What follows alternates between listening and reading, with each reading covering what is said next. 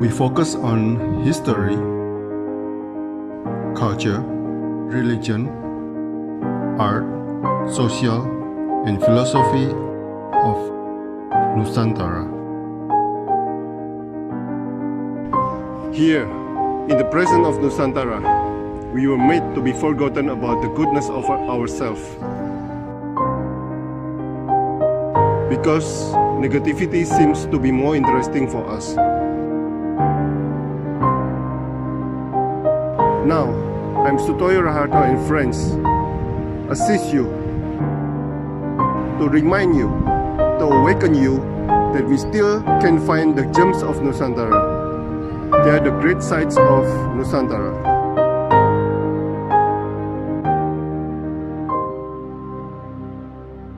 Selamat pagi Bu Puspasari Kadek, seorang koreografer, dancer, dan salah satu pendiri Panca Indra di Paris. Selamat sore dan selamat pagi di sini. Terima kasih untuk bisa diundang dan hadir hari ini. Oke, Bu Kadek, bisa ceritakan sedikit kisah perjalanan Ibu sampai ke Paris dan tinggal di sana 10 tahun? Iya, kebetulan saya bertemu dengan suami saya yang juga waktu itu tahun 2004 itu mendapat beasiswa Dharma Siswa namanya untuk belajar gamelan Jawa di ISI Solo, dan kebetulan saya juga habis atau setelah lulus dari pendidikan ini di ISI Solo, dan kita bertemu di sana. Kemudian kita menikah dan kemudian kita memutuskan untuk pindah ke Perancis karena memang suami dari Perancis. Jadi setelah 5 tahun menikah kita memutuskan pindah di sini, maaf. Oh, kerasan Bu? Ya sekarang kerasan ya.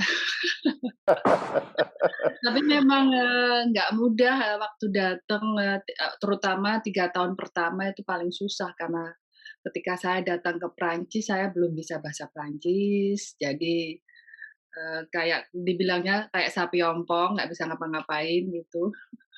Kemudian belum punya teman, belum punya aktivitas, itu yang susah kan. Oke. Nah, memang tujuannya balik ke Perancis untuk mengajar gamelan. Ya, jadi memang karena kebetulan suami juga ditugaskan oleh kantor dia, itu karena sebelum pindah ke Indonesia, dia sudah menjadi, walaupun basicnya dia itu seniman pemusik jazz, tapi kemudian dia belajar gamelan di Paris, namanya itu Institusi Musik Dunia Philharmonie de Paris. Kemudian dia diangkat jadi guru gamelan di sana karena ada jurusan gamelan.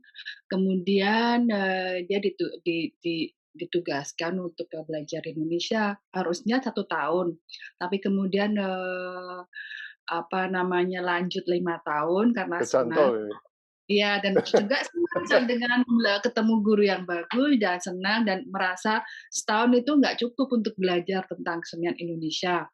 Dan kemudian ketika ditambah ketemu saya, yuk kita punya visi dan misi sama dengan untuk mengembangkan seni dan budaya Indonesia di Perancis. Jadi akhirnya kita memutuskan untuk pindah dan akan mendirikan company atau sanggar Panca Indra. Oke. Nah, Panca Indra itu grup apa, Bu? Jadi Panca Indra itu adalah namanya Association Panca Indra, itu semacam kayak yayasan atau sanggar atau company musik, company seni pertunjukan lebihan, karena di dalamnya itu kita menawarkan program belajar mengajar kesenian Indonesia dan mengembangkan kesenian Indonesia, baik lewat belajar mengajar, itu jadi lewat kursus, les, exchange, expo, namun juga kemudian pentas, karya pertunjukan tentang tari, gamelan Jawa dan Bali, wayang kulit, namun juga kreasi tradisi Indonesia di situ, karena dalam tradisi pun ada inovasi, sampai dengan kreasi yang kontemporer di dalamnya. Dan itu Jadi kegiatannya di dalamnya setiap hari? Iya, kegiatannya itu belajar mengajar, pentas, exchange, kita kasih, apa namanya, ya banyak belajar tari, gamelan, wayang kulit, pentas, dan juga di dalamnya itu, gabungan antara, orang profesional dan amatur. Jadi ya ada penari profesional, ada orang yang basic pemusiknya itu sebelum ikut gamelan itu mereka perkusionis, ada yang komposer, namun juga campur dengan ada yang mahasiswa, ada yang orang pensiunan, ada yang guru, sekolah SMA, ada yang, arsitek, jadi sangat, campur di situ. Wow, wow. Kegiatannya setiap hari, Bu? Iya, kita ada, kegiatan setiap hari, karena kita didirikan tahun, 2012, saat itu. Dan, habis itu tahun 2014 kita mendapatkan residensi, dalam Universitas Nanterre, itu, Universitas Paris 10, dan, gamelan kita bisa ditaruh di universitas. Jadi satu-satunya atau pertama kali gamelan ada di, universitas di Perancis dan kita diberikan tempat dan kolaborasi untuk, memberikan, belajar mengajar kegiatan yang didukung oleh servis kultural kementerian dan kita banyak kolaborasi dengan KBRI di situ dan, jadi banyak kegiatan di, Nanterre Université itu studio kita. Namun kita juga sering berpindah misalnya kita ada, proyek kolaborasi, workshop, pentas di konservatori, atau di sekolah-sekolah kita juga bisa berpindah membawa gamelan atau saya yang berpindah, atau ke kota lain di Perancis sendiri. Wow, wow. The first gamelan in Perancis? Iya, first gamelan di universitas karena Oh, kalau di first gamelan universitas. karena, kalau dibandingkan dengan negara lain seperti di Amerika, di Inggris itu sudah hampir semua universitas mempunyai gamelan, tapi di Prancis sendiri belum. Jadi kita menawarkan itu, kebetulan ketemu dengan dosen etnomusikolog dan antropolog yang tertarik, yang ketemu cocok, "Ayo kita bikin suatu itu," karena ya harus, gamelan dan tari Indonesia itu diperkenalkan, di universitas juga. Ibu kan ini sudah berapa tahun? 2004 sampai, 2021? Dari 2014 di situ. 2014, ya.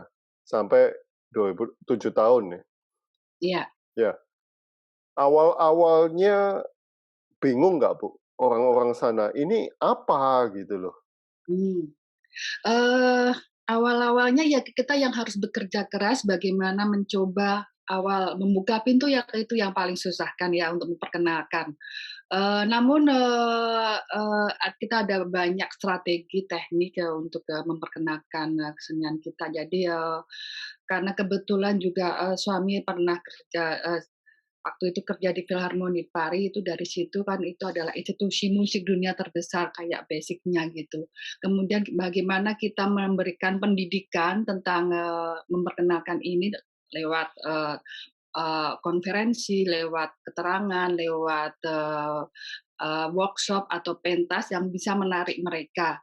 Namun juga, sisi baiknya tuh orang Perancis juga itu cultivé, artinya itu mereka sangat, biasa dengan seni dan budaya dan sangat menerima. Jadi, mereka siap menerima, "Kamu yang ditawarkan apa sih ini?" Dan ada curiosity untuk belajar, mengenal musik atau kesenian atau budaya dari negara lain. Namun juga tugas kita adalah memberikan suatu yang, informasi yang lengkap dan kualitas untuk ini lebih Anda tertarik kenapa harus belajar kesenian Indonesia.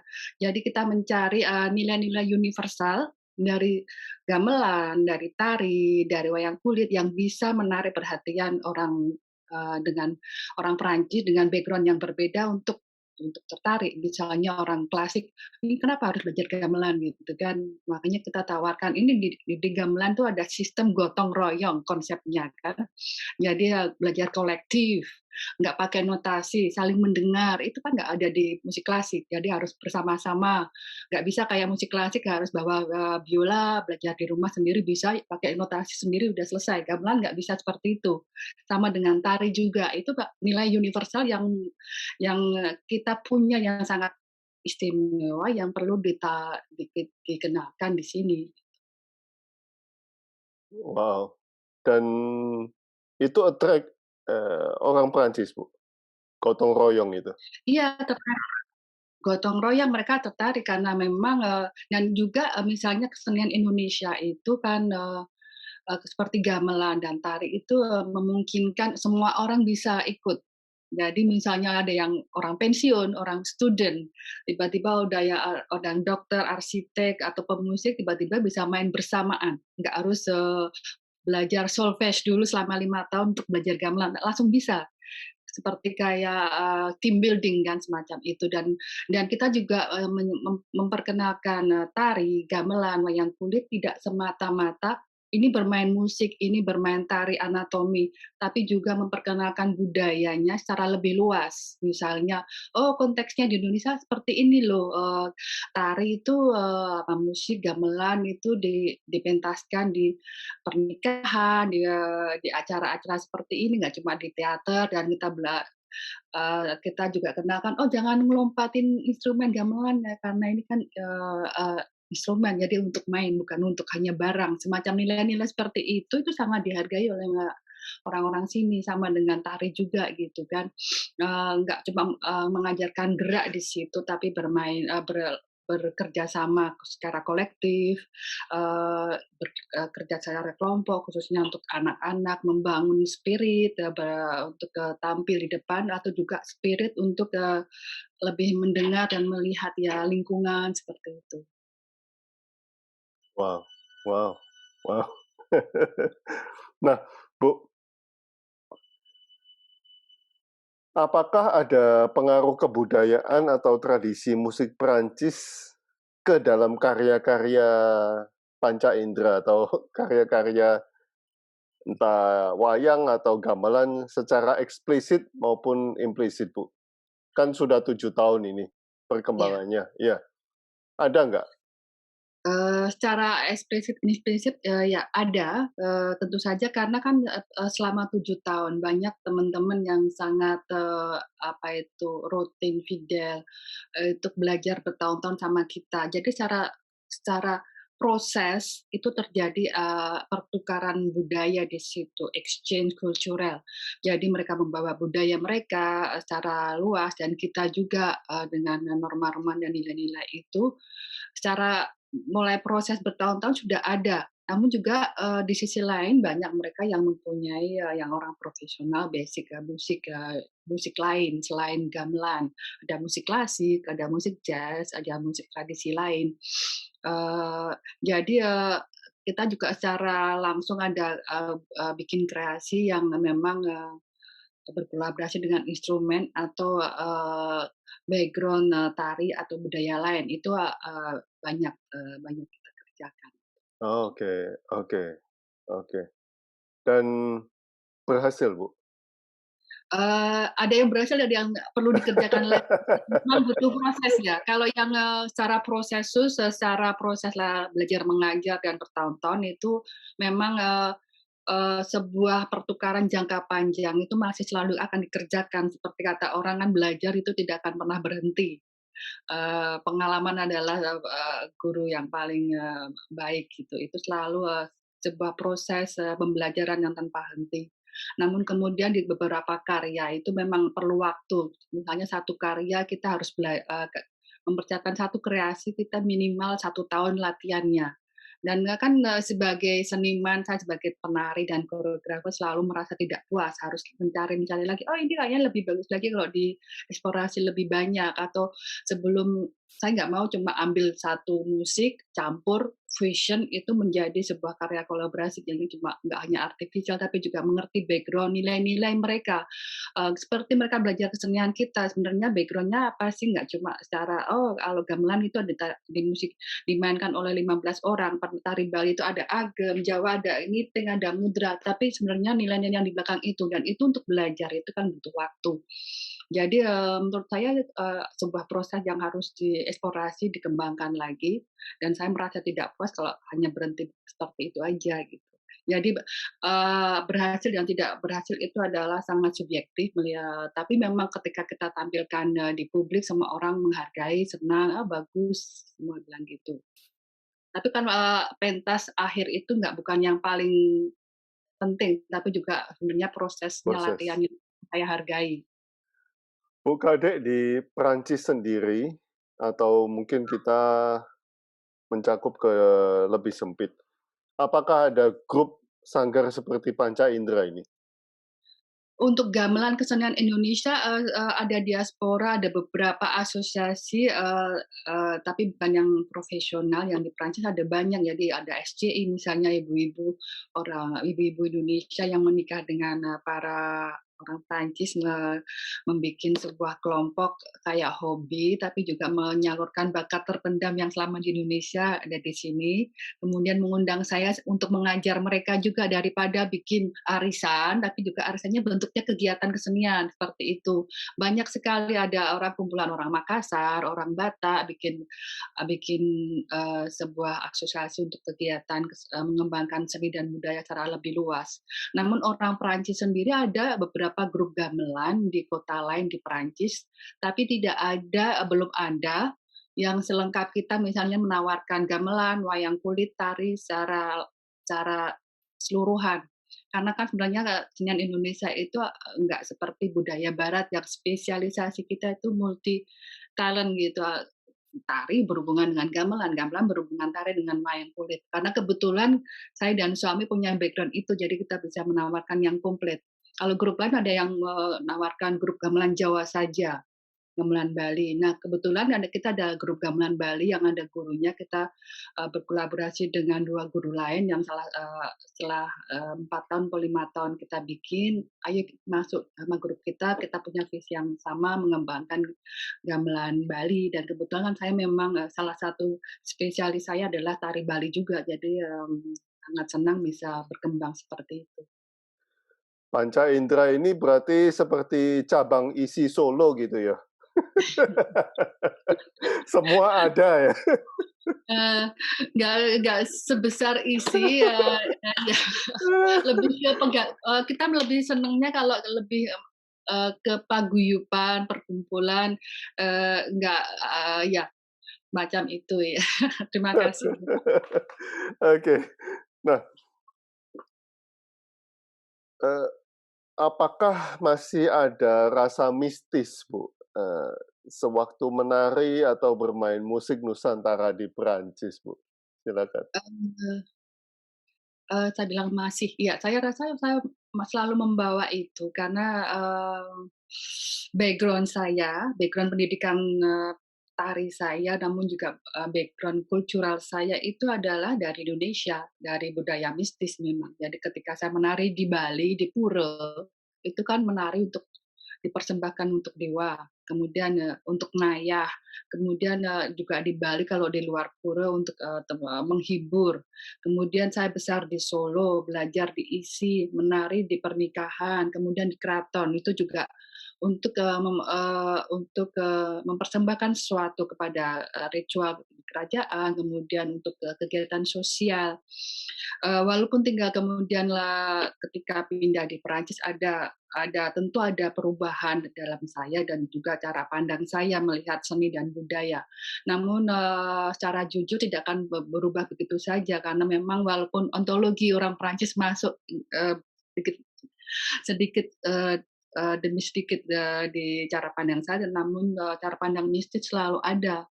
Karena memang ketika saya menari tari tradisi, ya udah ketika saya nari, saya membawa mitologi semua yang di tradisi itu.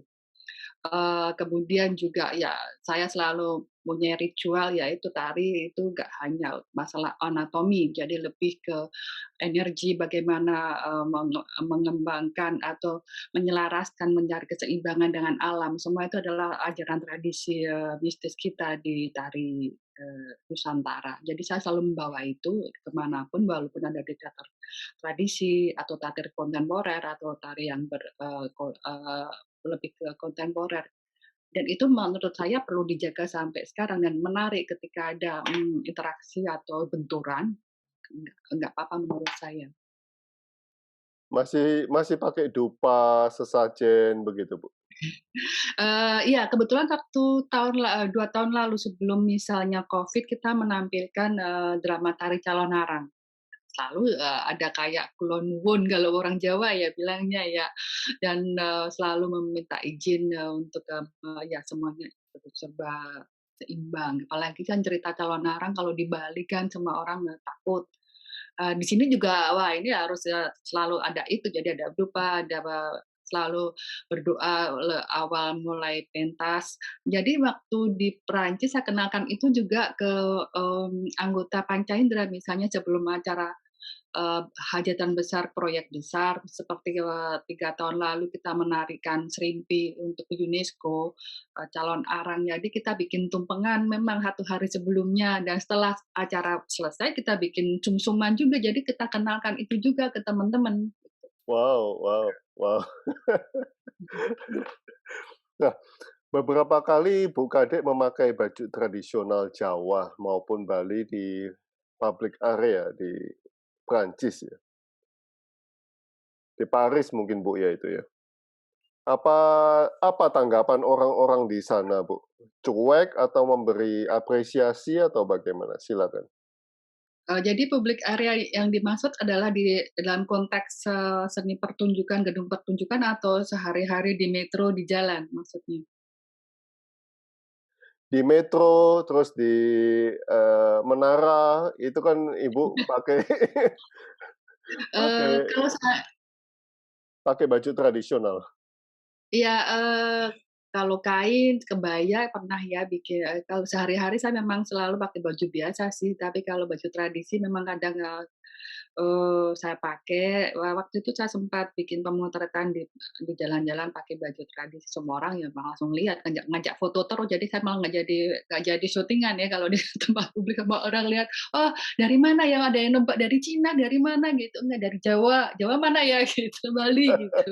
Nah, penerangan sambil orang minta foto kan mereka tetap kagum karena ini kan sambil kagum sama kurius itu dari mana ya? Karena kan sebenarnya Paris sendiri adalah kota yang sangat campur ya, banyak orang dari mana-mana datang di Paris dengan budaya. Ada yang orang Afrika bawa pakai kain batiknya mereka, pakai tradisinya mereka, dari orang yang asli India, ada yang dari Asia lain gitu kan. Tapi kan mereka mungkin jarang melihat yang ini batik dari waktu pakai batik dibilangnya ini dari work Afrika ya, sejarahnya malah di Jawa dulu ya ada batik saya terangkan gitu kan. Jadi mereka jarang melihat ada yang memang mereka kalau kita kenalkan lebih tahu tentang Bali gitu ya. Kan saya terangkan juga Bali itu bagian dari Indonesia seperti itu. Jadi kalau pakai baju tradisi ya tentu saja menarik perhatian semua orang lihat. Walaupun kemudian orang Perancis sendiri orangnya sifatnya lebih cuek. Kita nggak pakai baju juga orang cuek, pakai baju. Tapi ketika ada yang pakai baju tradisi lain, mereka langsung penasaran itu dari mana ya kan bagus ya gitu. Banyak yang ngajak foto contohnya. Oke. Bu, Ibu kan sudah 7 tahun lebih ya di sana. Kalau step back, Bu, eee, mungkin pandangan Ibu kan nggak seperti pandangan orang Indonesia lagi, sudah influence dan sudah ya kontaminasi gitu.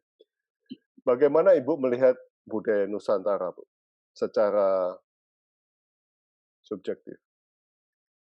Budaya Nusantara yang sebenarnya yang menarik ketika saya pindah di Perancis, banyak hal yang saya tidak sadari, banyak hal yang saya tidak lihat ketika saya waktu saya tinggal di Indonesia sendiri. Jadi ketika pindah malah justru kita bisa seperti ini Kak, outsider ya, Yes, yes, yes, yes. lebih lihat lebih detail, oh ternyata ini, budaya kita seperti ini, banyak nilai-nilai yang saya sangat hargai dan justru banyak teman-teman Indonesia, saya sendiri itu sangat lebih kangen, lebih cinta Indonesia ketika pergi, dari Indonesia sendiri karena akhirnya bisa melihat, lebih banyak. Dan menurut saya banyak hal yang memang perlu dilestarikan dari budaya tradisi kita yang, sangat istimewa dan, seperti ya nilai-nilai universal yang bisa kita tawarkan untuk semua orang ternyata gitu di balik senian itu sendiri itu jadi kadang saya juga ada sedikit rasa apa itu malu minder karena misalnya ada anggota di sanggar kita itu seorang etnomusikolog, antropolog yang memang meneliti tentang Jawa dan Bali, kadang dia lebih tahu tentang sebenarnya simbolik ya nilai itu dari kita. Jadi ada banyak kok dia lebih lebih tahu tentang Indonesia daripada saya. Jadi akhirnya saya merasa ya saya harus lebih tahu juga, ini kan saya kan orang Indonesia gitu kan. Jadi sama-sama kemudian mulai belajar lagi karena di kultur kita kan misalnya kita di Bali bikin sesaji semuanya kita itu praktek di dalamnya, terjun di dalamnya. Kadang Yes. kita menganalisa kenapa kita bikin itu, kenapa kita mengerjakan itu setiap hari. Sama di tari juga. Ketika pertama kali seorang koreografer Taiwan Lin Huaming menanyakan kami koreografer Indonesia itu esensi tari tradisimu ini apa, gerak kayak gini itu apa yang bekerja, apa yang sebenarnya yang esensi utama. Kita tengah-tengok gitu apa ya? Karena kita narik itu dari umur 5 tahun. Nah, sejak itu saya langsung kayak diselentik, wah iya ya, kita harus mengembangkan sisi analisa kita di setiap kegiatan kita gitu. Jadi jadi ya itu yang perlu kita kerjakan karena saya juga melihat akhir-akhir ini kok orang anak muda mulai meninggalkan gamelan. Masa nggak malu nanti lama-lama belajar gamelan sama tari di Perancis bagaimana ya? Makanya juga saya mau kasih shock ini saya kirim video orang-orang sini yang karena kalau lihat mereka belajar gamelan itu sampai sampai saya terharu gitu bagaimana sangat motivasinya untuk mengembangkan itu. Malah ini di Indonesia kalau kita kembali anak-anak muda udah malu belajar gamelan atau jarang. Nah, itu yang perlu menjadi pemikiran. Apalagi kan di Paris saya juga sering kolaborasi dengan UNESCO. Ini misalnya tari Bali, gamelan tahun ini lagi mau diajukan di UNESCO. Jadi heritage yang bukan benda itu kan kita harus karena sebelum kehilangan harusnya kita merasa itu harus dijaga dan dilestarikan berarti harus dihidupkan. Jadi dihidupkan dalam arti benar-benar secara arti linier dan juga simboliknya gitu. Ibu pernah ke museum, Mbak? Museum di Paris ya? Ya, Melihat kepala patung Buddha, Borobudur. Borobudur, Ibu menulis sedikit senang dan sedikit haru atau sedikit sedih ya. Apa yang dirasakan pada waktu itu, Bu? Ya, ketika saya datang ke museum itu ada beberapa museum di Paris kan memang Musée Guimet sama Quai Branly yang memang mereka itu museum yang mengumpulkan barang-barang khususnya dari Asia. Jadi ketika saya melihat kepala Buddha itu, ini ada Indonesia di sini. Tapi di sisi lain itu kan salah satu kekayaan Indonesia yang harusnya kita jaga nggak sampai diambil, apalagi kepalanya kan apalagi di Borobudur kita lihat udah nggak ada kepala, semua orang mengambil itu dan dijual di setiap negara dan dimanfaatkan sebagai kepentingan pribadi. Dan saya juga sebagai kritik negara sini karena waktu itu saya kritik karena tiba-tiba di keterangannya ditulisi tidak tahu siapa dari mana. Karena itu sebenarnya menurut saya ada sebuah politik kultural biar Perancis tidak diberi kewajiban untuk mengembalikan itu. Makanya nggak ditulis dari mana, padahal mesti tahu itu barang ada banyak koleksi dari Majapahit semuanya gitu. Saya sedih karena harusnya kita sebagai orang Indonesia itu menjaga. Itu juga salah dua pihak menurut saya karena kita nggak menjaga kenapa sampai ada di sana dan mereka juga secara punya kekuatan, punya uang untuk menerima itu, tapi juga harusnya juga ada rekonsiliasi dan saling mengembalikan itu yang penting. Tapi kemudian kalau dikembalikan, apakah Indonesia juga benar-benar bisa menjaganya? Seperti di Musée Guimet sama Musée Quai Branly. Karena kalau saya lihat itu caranya, prosesnya menjaga itu benar-benar sekali gitu dengan teknologinya, dengan penelitiannya dari semua orang yang mendukung. Itu yang juga yang menjadi sedihan saya gitu. Oke, apakah pengaruh budaya Nusantara sudah terlihat di Perancis, Bu? Kalau mau bicara di Perancis secara global besar, saya belum berani bilang ya atau tidak, tapi saya mulai dengan lingkungan kecil di company kita, itu udah terlihat tentunya. Karena misalnya ada sebelum kita ada tumpengan, ada batik, kita selalu pentas, semua orang pergi ke Indonesia ketika kita memberikan pelajaran tari gamelan dan wayang kulit di studio di sini, akhirnya mereka tertarik untuk datang ke Indonesia untuk mengenal lebih dalam sebenarnya Indonesia itu bagaimana, saking cintanya dengan Indonesia, bahasanya, dari cara hidupnya masyarakat, karena kan akhirnya kita tawarkan untuk semacam exchange workshop lah, latihan di Indonesia, semacam homecoming, dan biar nggak bosan lihat kita aja yang ngajar ya. Jadi benar-benar itu kalau di sana ya, Iya, iya, gamelan iya. konteksnya kesenian kita yang di hidup sehari-hari di Indonesia itu yang penting untuk dipelajari. Namun juga karena mereka sangat tertarik untuk belajar dan telah bertahun-tahun mereka sangat sangat cinta. Kemudian memang kalau dilihat itu dibandingkan dengan kesenian India, Afrika yang memang punya kesejarahan dengan Prancis dan jumlah orangnya juga secara kualitas dan kuantitas itu berbeda. Misalnya di museum ada yang saya kadang sebel juga, "Oh ini ya tari tari dari Hollywood ya?" Wah, Hollywood mana ya ini? Waduh, sedih langsung itu. Polinesia gitu, enggak itu ini dari Bali, Jawa gitu. Kadang kan saya harus kasih strategi, bilang ini Jawa, Bali langsung subjek kulturalnya karena nggak bilang Indonesia, baru kemudian saya bilang itu Indonesia karena banyak kalau peneliti banyak yang tahu tentang Jawa, Bali gitu, tapi orang secara umum, secara luas itu belum tahu, selain Bali sebagai tempat pariwisata gitu kan. Jadi bagaimana dengan itu. Namun kemudian makanya kita berikan, workshop dan pentas keliling di kota-kota lain selain di Paris, di kota-kota kecil dan, sudah sebagian mulai mengenal, dan memang itu adalah tugas dan kewajiban kita untuk mendidik. Karena menurut saya untuk memperkenalkan seni dan budaya Indonesia itu tidak menjual, tapi bagaimana mendidik dan memberikan nilai-nilai universal itu ke mereka. Karena itu yang menjadi kritik saya, kesedihan saya ketika justru kita memperlakukan kesenian kita itu kayak itu seni sampingan misalnya, oh ini untuk pariwisata ada tariannya folklore gitu. Justru yang malah menurut saya lebih harus dibalik strateginya. Karena kita menawarkan seni dan budaya yang serius di teater-teater besar waktu yang menerima kesenian secara secara secara secara estetik dan secara nilai kultural di Paris diakui, kemudian bisa ditulis oleh jurnalis, diliput, itu yang menarik untuk kami untuk memperkenalkan itu, bagaimana memperkenalkan seni dan budaya Indonesia itu cara lebih serius gitu, nggak hanya pas pesta makan, ada resepsi seperti itu, karena nanti karena nilai seni dan budaya kita itu ya nggak sama, nggak kalah dengan mereka yang pentas di sentra kultural di museum-museum tari India, Hollywood, Afrika, semuanya seperti itu. Jadi, kalau dibilang ada pengaruh apa enggak, sudah mulai, tapi memang dibandingkan dengan yang lain itu kita belum, kita masih ketinggalan. Jadi itu PR kita. Wow, PR-nya masih lama, Bu. Banyak iya, Good luck, Bu.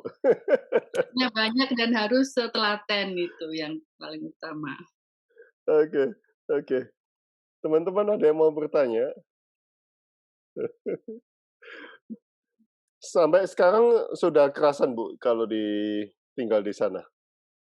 Iya, sekarang kerasan karena sudah mulai menemukan, posisi yang keinginan, visi dan misi dan mempunyai ini loh yang saya tampilkan dan saya sudah mulai pede berdiri di antara seniman negara lain. Karena sebelumnya memang banyak kesulitan, karena pertama saya nggak punya belum bisa bahasa, datang-datang cuma bisa "Bonjour, merci, ramudeng," apa ya ini, aku nggak ngerti gimana gitu. Kalau nggak ngerti bahasanya kita dianggap orang bodoh gitu, nggak bisa ngomong bahasa Inggris nggak diterima, wah gitu, ngajar di sekolah nggak mungkin bahasa Inggris gitu kan. Kemudian, belajar bagaimana membuka pintu networking itu kan, jadi harus mengerti sistemnya. Kemudian sistem Perancis untuk seniman dan kesenian itu sangat ada hierarki, kompleksitas itu. Sampai saya harus ambil kursus kuliah khusus hanya untuk mengerti sistem ini, administrasi ini. Jadi sebagai seniman apalagi pemimpin grup, tim itu kan memang kerjanya double gitu kan. Saya tidak bisa bayar sekretaris atau manajer gitu. Jadi harus administrasi, konsentrasi di artistik, belajar mengajar dan dengan teman-teman seperti itu. Jadi harus multi multifungsi. Tasking. Oke. Ini ada pertanyaan, apakah Bu Kadek menikah dengan orang Prancis? Ya, Iya. suami saya namanya Christophe Moore yang kebetulan pemimpin pemimpin artistik musik dan guru gamelan di sanggar kita, company kita Panca Indra, juga beberapa konservatori dan filharmoni terbaru juga. Oke. Terima kasih Bu Kadek atas sharing-nya, atas waktunya. Amazing. Terima kasih banyak juga, terima kasih sudah diberi waktu dan kesempatan untuk berbagi. Matur suksma. Matur sukmo, salam. Good luck, Bu. Sukses selalu. Terima kasih, salam sehat semua, sukses. Sukses, terima kasih. Terima kasih.